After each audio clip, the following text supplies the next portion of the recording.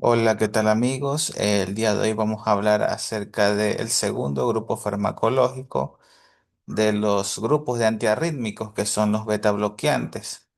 Si bien es cierto, los beta bloqueantes son fármacos, son algunos tipos de fármacos. Hay una gran cantidad y solamente nos vamos a enfocar en los que tienen que ver solamente en las arritmias. Sin más, comencemos. Para saber el mecanismo de acción de estos fármacos, son aquellos que actúan a nivel de lo que son las células nodales, en especial lo que es el nodo sinusal y nodo AB, más en concreto en el nodo AB. Estos beta bloqueantes van a actuar a nivel de los receptores beta 1, que a su vez son receptores que son estimulados frecuentemente por lo que son las catecolaminas como la epinefrina y norepinefrina en lo que es la parte fisiológica.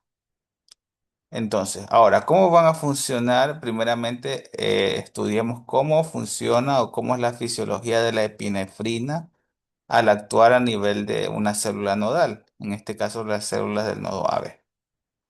Si vemos aquí en esta figura, nos acercamos en la parte inferior. En la parte inferior, aquí, todo lo que está en rojo es la acción de las catecolaminas o de la epinefrina o norepinefrina. Entonces, ¿cómo funciona esto? Inicialmente, la célula nodal va a ser estimulada por estas neurotransmisores, norepinefrina o epinefrina. Una vez que ha estimulado lo que es el receptor beta 1, porque es donde principalmente actúan, lo que va a realizar es actuar en lo que es la proteína G. A su vez, esto va a activar lo que es el ATP para convertirlo en lo que es el AMP cíclico. Este AMP cíclico a su vez va a activar lo que es la proteína quinasa. Y esta a su vez va a provocar lo que es la fosforilación de los canales de calcio, que son los canales y que es el ion calcio principalmente el que actúa en la fase inicial de la despolarización de lo que son las células nodales, tanto sinusales como las del nodo AB. Están mediadas por estos canales que son canales tipo T y tipo L. Ya.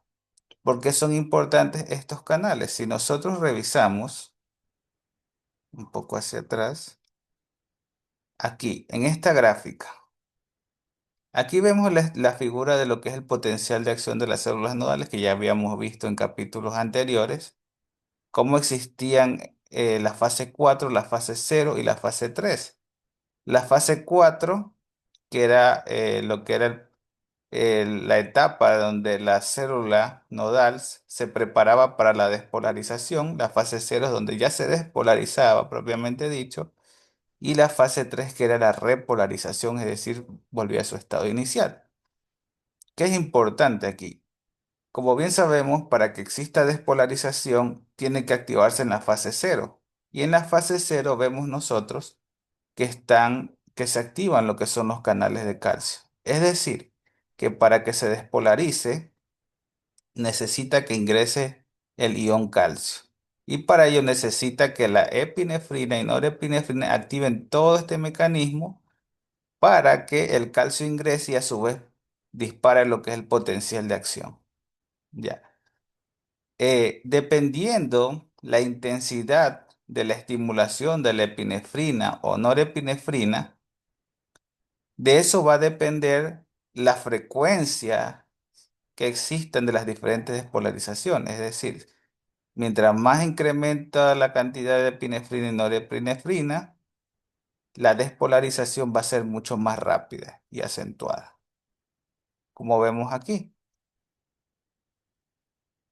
Ya, ahora, ¿qué sucede cuando actúan los fármacos beta bloqueantes? Es decir, si por ejemplo nosotros tenemos una frecuencia extremadamente elevada, ¿qué es lo que nosotros buscaremos? Es precisamente frenar la entrada de estos iones de calcio. Y entonces, para poder frenar la entrada de estos iones de calcio, pues nosotros vamos a bloquear estos receptores beta 1 de epinefrina y norepinefrina. Entonces, eso es lo que hacen los fármacos beta bloqueantes. Si nosotros vemos aquí lo que está en el signo menos, nos acercamos un poco. Lo que está en el signo menos es aquello que se hacen referencia a lo que son los fármacos beta bloqueantes, que van a bloquear, en este caso, la acción de la epinefrina, norepinefrina, actuando, eh, disminuyendo esta cascada. Recordemos que aumentaba la cantidad de ATP AMP cíclico, en este caso, si utilizamos el beta bloqueante, van a disminuir. Y por ende va a disminuir la entrada de calcio. Y por ende, el potencial de acción, vámonos ahora acá. Aquí, este potencial de acción, recuerdan que la fase 4 estaba dada por el sodio y por los canales de calcio tipo T, ya que es la fase donde se iba a preparar la célula para despolarizarse. Entonces, si esto de aquí es la frecuencia normal, al utilizar un beta bloqueante, ¿qué es lo que va a pasar? En esta fase 4 va a prolongarse el tiempo. Es decir, el fármaco va a actuar en esta fase, entre esta fase y la fase cero. Y al actuar en esta fase, porque bloquea los canales de calcio, recuerden que la fase 4 actúa calcio y la fase cero también actúa calcio. Entonces quiere decir que va a demorar mucho más tiempo en llegar la pendiente al potencial umbral. Y quiere decir que la despolarización va a demorar un poco más. ¿Y eso qué genera? Que la frecuencia se alargue más. Es decir, la frecuencia cardíaca disminuye en este caso. ¿Ya? Entonces, es indispensable estos fármacos, sobre todo en las taquiarritmias, como las reentradas nodales del nodo AB, como existen otros tipos de arritmias que ya vamos a ver más adelante. Ahora, haciendo un repaso, como ya dijimos, la fase 4 actúa lo que es la corriente de sodio, los canales de calcio, por eso es importante esta fase, como dije, porque aquí también va a actuar el fármaco y en la fase cero también, al inicio de la fase cero. Ya bueno, este es un repaso acerca de lo que son los potenciales de acción. Entonces, ¿qué hay como resultado de esto? Que la velocidad de conducción, aunque se conduce de los potenciales de acción, van a disminuir. Es decir, algo que disminuye la frecuencia cardíaca disminuye. Entonces, para eso es importante conocer el mecanismo de estos fármacos. Si pasamos al siguiente, tenemos la siguiente figura. Lo que va a estar enmarcado en rojo es la acción de la epinefrina, ¿ya? Y lo que va a estar marcado en negro es la frecuencia cardíaca normal que va a tener en este caso mis células marcapasos, ¿ya?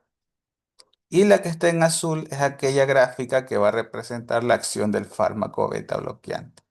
Entonces, ¿cómo vamos a estudiar esto? Ya. Si nosotros partimos que las células del nodo sinusal corren a una frecuencia entre 60 a 100 latidos por minuto, mientras que la del nodo AB entre 40 y 60 latidos por minuto. Ahora, ¿qué es lo importante aquí? Que cada que la célula del nodo sinusal o las células especializadas del nodo sinusal se activen, estas van a transmitirse a lo que es el nodo AB. Y a medida que esta se estimula, también se estimulará la de acá, pero con una ligera pausa. Es decir, las células del nodo AB van a hacer una ligera pausa porque sabemos que el nodo sinusal se encuentra en las aurículas y lo que es la despolarización del nodo AB tiene que ver en lo que es la despolarización de los ventrículos. Entonces tiene que existir una pausa porque no puede contraerse las aurículas y ventrículos al mismo tiempo, porque habría un colapso en este caso del corazón. Ahora, ¿qué es importante conocer de esto?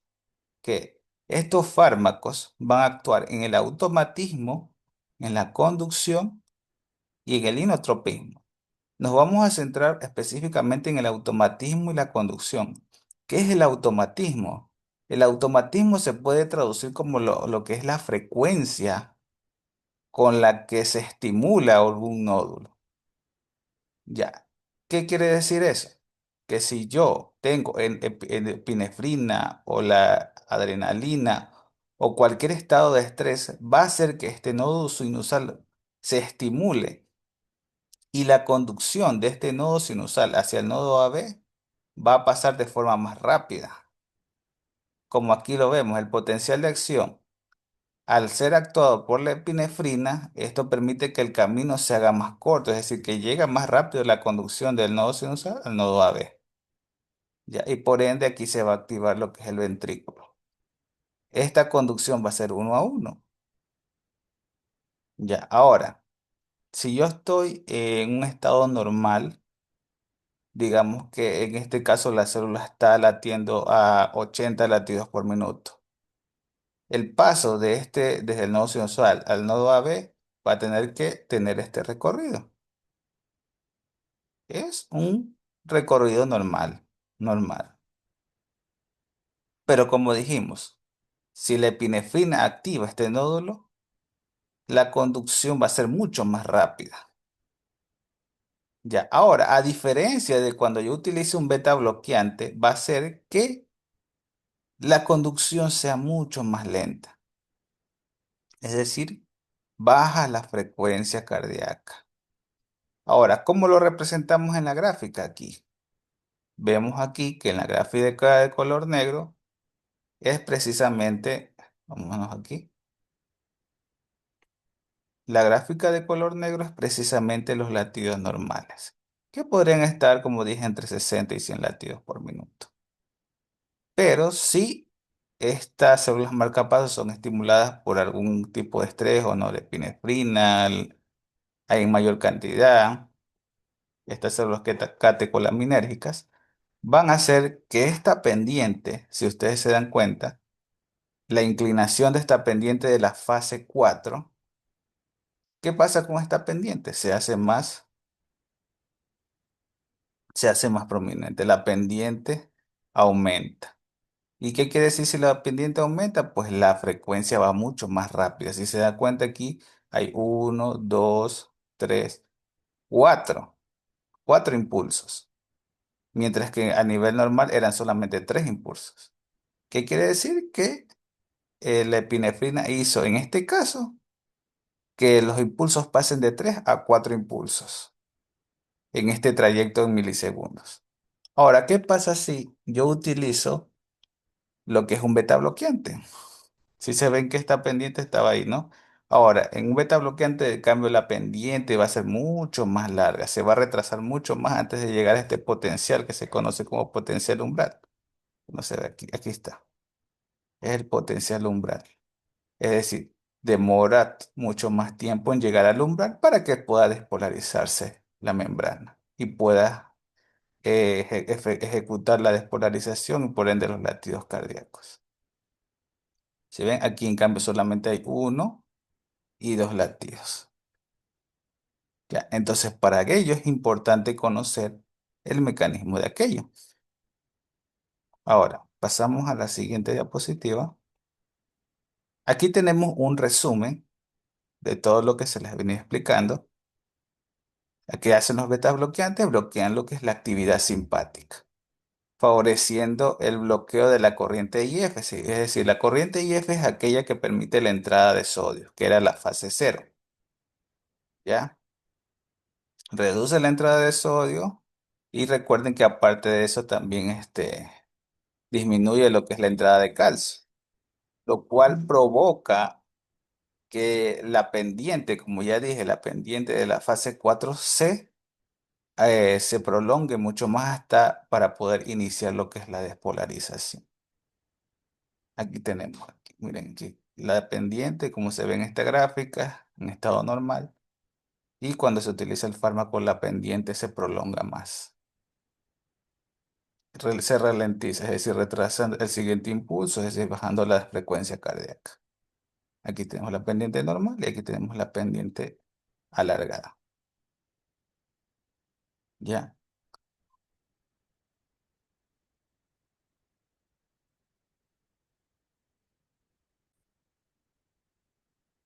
Ahora pasamos a ver lo que son los fármacos que más se utilizan en lo que es el área de los antiarrítmicos.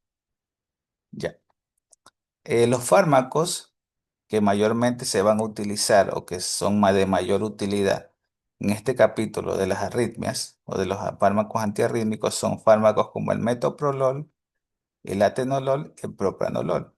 Existen fármacos que son cardioselectivos. ¿Qué quiere decir cardioselectivos?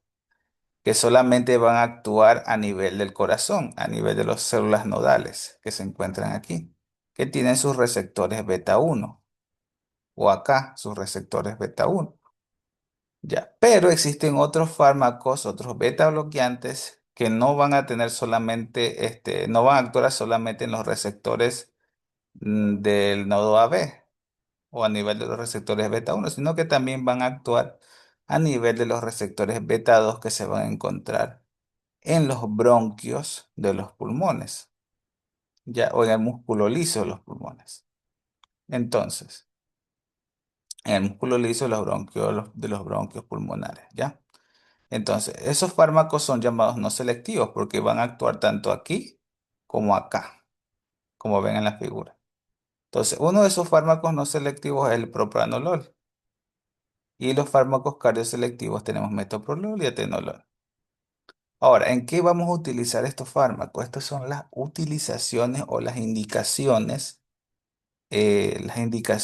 o sea, las más importantes, por así decirlo. O sea, a nivel general, estos fármacos se van a utilizar en tres patologías, en lo que es la fibrilación auricular, el flúter auricular o el aleteo auricular, y en lo que son las taquicardias supraventriculares, en ciertas, no en todas. Ya vamos a ir conociendo en cuáles de ellas es útil. Ahora, si nosotros, por ejemplo, tenemos en una fibrilación auricular, ¿qué es la fibrilación auricular? Es cuando existe un foco ectópico o varios focos ectópicos a nivel de las aurículas, que hacen que estos focos ectópicos actúen primeramente que este nodo sinusal para pasar a lo que es el nodo AB. Es decir, estos focos ectópicos van a estimular de forma más rápida que el nodo sinusal. ¿Y eso qué va a provocar? Que hayan conducciones hacia el nodo AB de formas irregulares.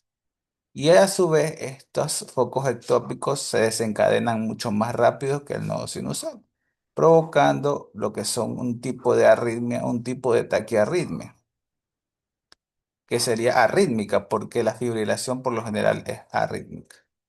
Bueno, habrán ciertos casos que puede ser arrítmica, pero por lo general es arrítmica. Entonces, ¿qué es lo que va a hacer el fármaco? Actúa a nivel de este nodo AB, bloqueando la acción de estos focos ectópicos. Bloquea. Vamos a ver acá, hacerlo con la figura. Vemos aquí. ¿Qué es lo que pasa?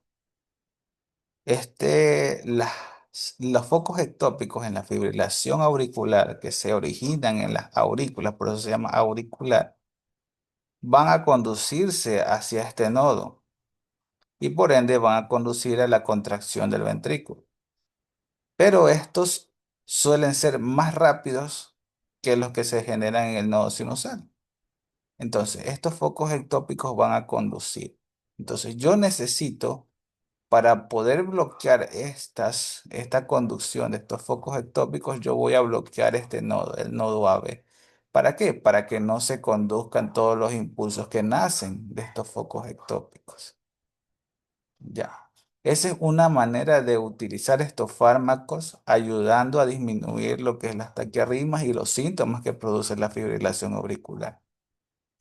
De esta misma manera, actuarán tanto para lo que es el flúter auricular, que es una patología similar, pero es más que todo más estructural en el sentido de que actúan a nivel de una reentrada que existe a nivel de lo que es el anillo cabo tricuspidio, que bueno, eso ya se lo podrá ver en el capítulo netamente de arritmias, y también en los que son taquicardias supraventriculares. ¿Qué tipo de taquicardias supraventriculares? Como el caso de las taquicardias por entrada del nodo AB, que como bien revisamos en el capítulo de lo que es la fisiopatología de las arritmias, revisamos que existía un tipo de arritmia que se originaba por ejecución de reentradas y que esas reentradas provocaban este tipo de taquicardias supraventriculares. Entonces, para estas taquicardias supraventriculares en las cuales está incluido lo que es el nodo AB, también son útiles estos fármacos. Es decir, vamos a revisar un ratito.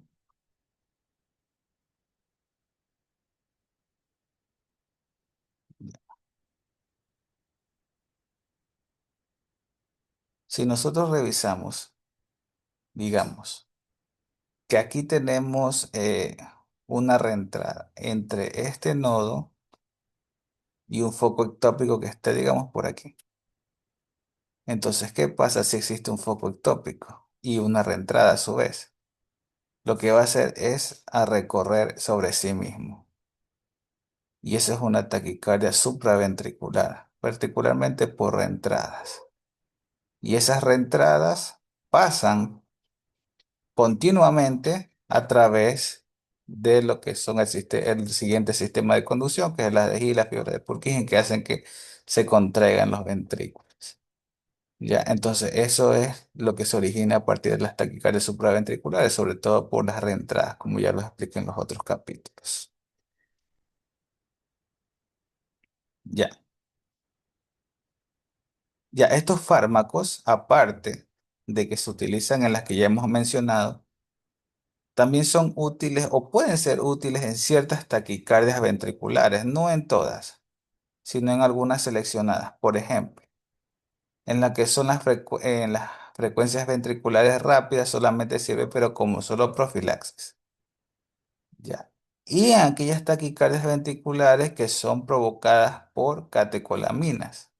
Por eso se conoce un tipo de taquicardia conocido como taquicardias ventriculares no sostenidas o catecolaminérgicas, es decir, todas aquellas taquicardias ventriculares que sean rítmicas y aquellas que no duren más de 30 segundos, es decir, que duren menos de 30 segundos y que aparte sean estimuladas por catecolaminas.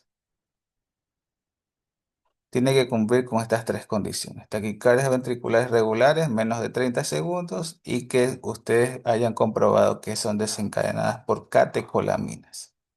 Solamente en esos casos. Pero, como ya dijimos, la acción principal es en estos: fibrilación auricular, flúter auricular, taquicardia supraventricular, porque son fármacos que sirven mucho, sobre todo para bajar la sintomatología que provocan las taquiarritmias, como son las palpitaciones. ¿Ya?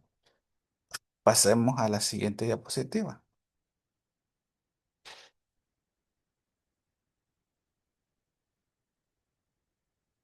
Ya. Otra acción de estos fármacos, aparte de lo que ya hemos mencionado, son importantes ciertos grupos, no algunos que otros seleccionados. Entre ellos tenemos el nadolol y el propranolol, pero mayormente es más efectivo el nadolol. ¿Para qué patología? Para los síndromes del QT largo. ¿Por qué son importantes?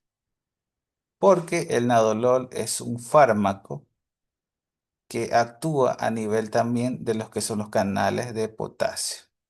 También tiene esa acción.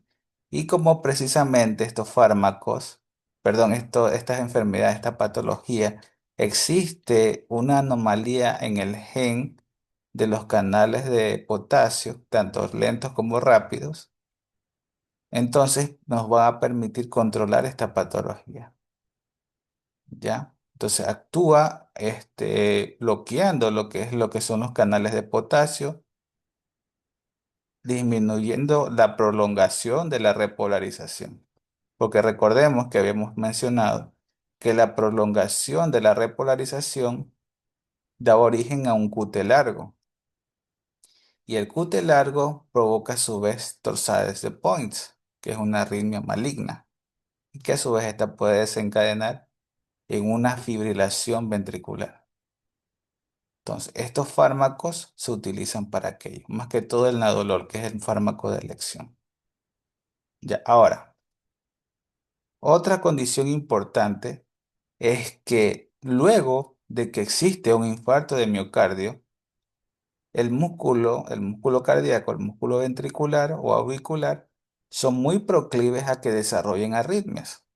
Entonces, para ello se ha estudiado grupos de fármacos que son especializados para aquello, para contrarrestar esa acción proarrítmica que puede desencadenarse posterior a un infarto de miocardio.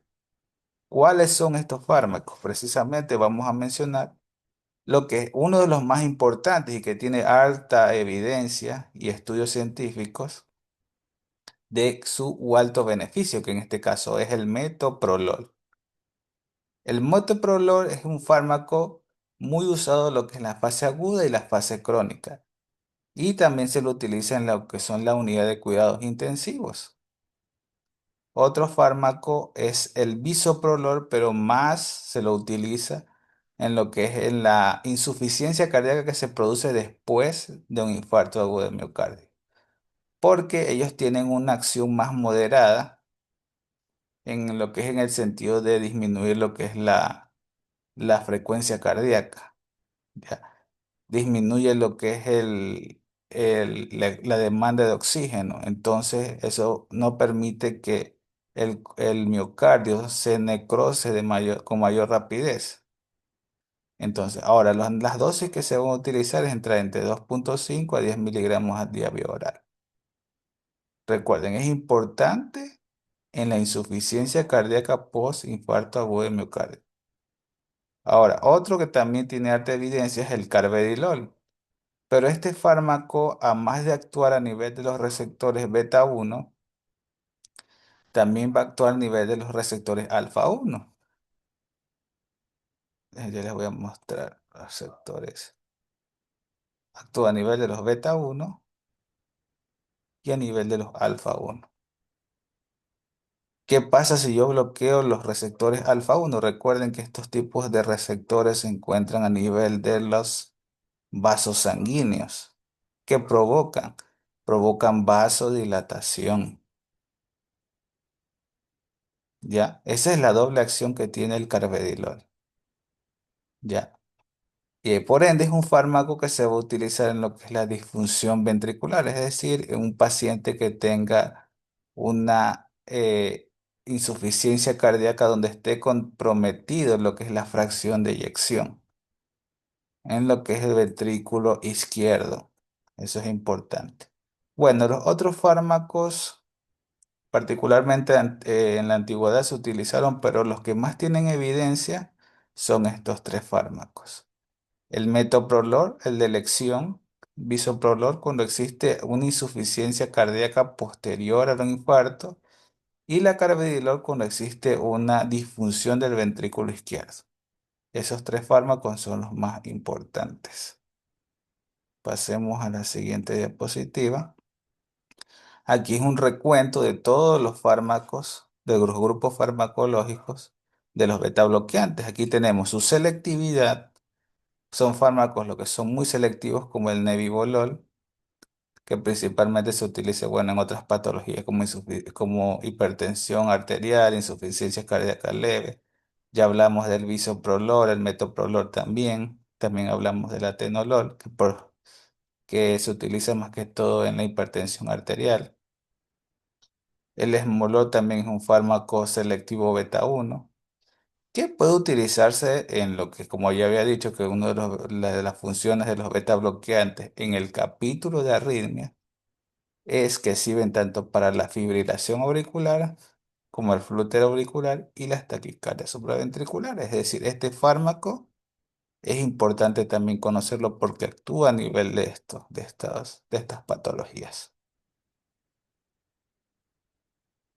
Ya estos son los fármacos eh, que son no selectivos, no tienen actuación tanto a nivel beta uno, en este caso carvedilol, ya habíamos hablado que también actúa sobre los alfa uno, sobre qué se lo utilizaba, el propranolol, que tiene acción sobre beta uno y beta 2 y que bueno, estos fármacos ya tienen otros tipos de utilidades. Ya, eso se lo va a revisar más a profundidad en lo que es el capítulo de los fármacos para la presión arterial como tal, ¿no? Vemos que el propranolol se utiliza para las migrañas, crisis tiroideas, temblor esencial, para las varices esofágicas, para la ansiedad, ¿ya? Y otros fármacos, bueno, este que es importante, el nadolol, que ya los había mencionado, que era para el síndrome de QT largo congénito, ¿no? Tipo uno y tipo 2 que son de primera línea, el fármaco de primera línea para aquello, ¿ya? El sotalol es un fármaco que se utiliza para lo que son la fibrilación auricular y las taquicardias ventriculares, pero no sostenidas. Recuerden que les dije que para que sea no sostenida tiene que durar menos de 30 segundos. Es decir, solo para esos casos se puede utilizar el sotalol y el síndrome QT largo congénito, pero ya les dije que de primera elección es el nadolol, ¿ya?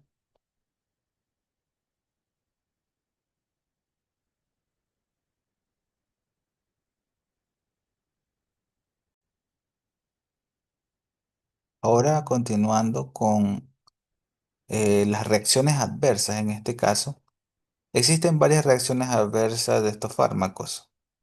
Una de las más importantes es que provocan bradicardia, es decir, disminuye la frecuencia cardíaca. Si bien sabemos nosotros que estos fármacos ayudan a disminuir la frecuencia cardíaca, pero en casos de que exista una taquicardia. Pero si no existe taquicardia, puede desencadenar o puede que lleve a una bradicardia significativa y que incluso provoque bloqueos auriculoventriculares, es decir, que los impulsos que se originan a nivel del nodo sinusal no pasen a través de este nodo AB y por consiguiente no produzca contracción del ventrículo. Entonces, por eso es importante conocer y medir exactamente las dosis para no provocar un bloqueo AB, que es lo que se debe evitar. Es importante también saber que en casos de que exista una insuficiencia cardíaca descompensada, sabemos que existe una disminución de la perfusión tisular a nivel sistémico. Entonces, si yo utilizo un beta bloqueante, ¿qué va a generar? Que la presión baje aún más. Entonces, por eso puede producir hipotensión y en muchos casos hasta shock. Ya. Entonces, ¿qué pasa en la hipotensión? Disminuye la contractilidad, disminuye el gasto cardíaco, como ya había dicho, disminuye la presión arterial y por ende la presión de perfusión a nivel sistémico, a nivel tisular, va a disminuir. Entonces los órganos comienzan a sufrir porque el gasto cardíaco está disminuido. ¿Y todo por qué? Porque utilicé un beta bloqueante. En un caso de que no debo utilizar, por ejemplo, tengo que siempre ver cómo está la presión arterial del paciente. Si está el paciente pasando por una insuficiencia cardíaca descompensada, no voy a utilizar estos fármacos. ¿Ya? Pasamos al siguiente. Otros de los efectos adversos, sobre todo de los fármacos o de los beta bloqueantes no selectivos, como el caso del propranolol que ya habíamos dicho, es que estos fármacos hay que tener mucha precaución en pacientes que sufren de asma o que sufren de POC. ¿Por qué? Porque estos pacientes provocan broncoconstricción y al provocar broncoconstricción y si utilizo un fármaco que bloquea los que receptores beta 2, eso va a hacer que el bronquio se cierre aún más. ¿Por qué? Porque los receptores beta 2, al estimularlos o al hacer una ejecución agonista, hace que se dilaten, se broncodilaten. Pero si yo bloqueo estos receptores beta 2 van a hacer el efecto contrario, es decir, los bronquios se van a cerrar, ¿ya? Por eso hay que tener mucha precaución en pacientes que tengan asma y EPOC. Hay que evaluar bien la utilización de los beta bloqueantes. Pueden utilizarse otras alternativas que más adelante podremos revisarlo, por ejemplo, en el caso de los calcioantagonistas, podría ser uno de ellos, ¿ya? ¿Qué otro efecto adverso más tenemos? Tenemos lo que es la hipoglicemia asintomática. Sabemos nosotros que fisiológicamente, cuando existe una hipoglicemia, se empieza a estimular lo que es el sistema nervioso central. Este sistema nervioso central responde de la siguiente manera, liberando neurotransmisores catecolaminérgicos. Es decir, el sistema nervioso simpático se va a activar, ¿ya? Se va a activar y por ende se van a manifestar las siguientes sintomatologías como taquicardia, temblor, sudoración, ansiedad, hambre intensa, porque todos estos son mediados precisamente por todo este mecanismo que ya vemos. Ya, ahora, si yo bloqueo esto en un paciente que tiene hipoglicemia, por ejemplo, en casos de pacientes con diabetes mellitus que por lo general cuando se descompensan, en algunos casos hacen hiperglicemias, otros casos hacen hipoglicemias. Cuando en el caso de que hagan hipoglicemia, estos pacientes no van a tener esta sintomatología. Y al no tener esta sintomatología, porque los fármacos me están bloqueando estos receptores que hacen que se estimulen todos estos síntomas, entonces, ¿qué va a pasar? Que el paciente va a llegar a un estado en que la glicemia va a disminuir tanto que no va a pasar por estos signos de alarma, sino que de una va a pasar a una hipoglicemia severa, a una coma o a muerte del paciente. Por eso hay que vigilar bien a los pacientes que tengan diabetes mellitus y sobre todo aquellos que están hospitalizados. Hay que vigilar bien esto porque la hipoglicemia generada por estos fármacos beta bloqueantes pueden llevarlos a una hipoglicemia severa, coma y por último la muerte. Eso es importante conocerlo. Ya. Otra reacción adversa importante que hay que revisar es que estos fármacos pueden provocar hipertensión. ¿En qué casos pueden provocar hipertensión? Pueden provocar hipertensión en casos, por ejemplo, pacientes que sean consumidores de cocaína, pacientes que tengan feocromocitoma, que es una enfermedad endocrinológica que ataca particularmente lo que son las glándulas suprarrenales, liberando eh, células adrenérgicas, neurotransmisores adrenérgicos, perdón, aumentando lo que es la presión arterial a niveles muy altos. La abstinencia de la clonidina. Entonces, estos tres casos pueden provocar hipertensión. ¿Por qué? Vamos a revisarlo en relación a lo que es la cocaína, que se entiende mucho mejor. Ya. ¿Qué pasa? La cocaína es una sustancia estimulante, ¿no? Ya. Particularmente estimula dos receptores. Los receptores beta 2 que están a nivel cardíaco y también van a estimular lo que son los receptores alfa 1. Es decir, van a aumentar lo que es la frecuencia cardíaca, o sea, va a existir taquicardia. Y aparte, en los vasos sanguíneos que están los receptores alfa 1, va a provocar lo que es vasoconstricción. Si aumenta vasoconstricción, aumenta la resistencia vascular periférica, aumenta la presión arterial, lo que está en negro, ¿ya? Entonces, eso va a provocar lo que es la hipertensión. Vemos aquí está en resumen. La cocaína se une a los receptores alfa 1 y beta 2. A nivel alfa, ¿qué provoca? Vasoconstricción, aumento de resistencia vascular periférica y por último aumenta la presión arterial. En la estimulación beta, ya, esta es la estimulación beta que debería existir, ¿no? Produce vasodilatación, disminuye la resistencia vascular periférica y disminuye la presión arterial. Ahora, ¿qué pasa? Estos fármacos, como sabían nosotros, actúan a nivel de los receptores betados. ¿Qué pasa si este fármaco actúa aquí? La cocaína ya no va a tener receptores beta 2 disponibles para unirse y va a unirse a todo lo que son los receptores alfa 1. Va a predominar su acción sobre los alfa 1. ¿Y qué eso qué provoca? Que actúe mucho más la vasoconstricción, actúe mucho más la resistencia vascular periférica y aumente mucho más la presión arterial. ¿Ya? Por eso aquí pues tengo un resumen que la estimulación alfa 1 aumenta, pero la estimulación beta 2 va a disminuir.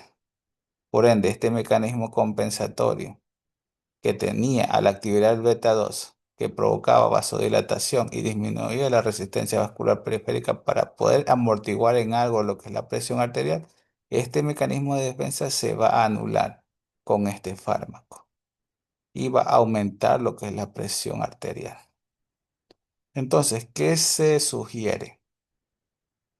Lo que se sugiere en estos casos es que se utilicen, aparte de un beta bloqueante, un bloqueador alfa, ¿ya? O que se utilicen fármacos que actúan a nivel de receptores tanto alfa 1 como beta 2, como el carvedilol que ya habíamos mencionado anteriormente, que tiene acción sobre estos dos receptores. Es decir, no debe utilizar un fármaco que solamente actúe sobre el receptor beta 2, sino que actúe sobre los dos para que en este caso el paciente sienta la mejoría, ¿no?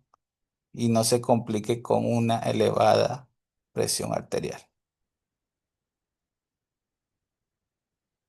Pasamos a otra más. Ya, el rebote adrenérgico, que es otra de las reacciones adversas importantes que puede existir, sobre todo en pacientes que están utilizando beta bloqueantes de manera prolongada. Digamos casos, por ejemplo, en el caso de la ansiedad, pacientes que utilizan el propranolol de forma prolongada.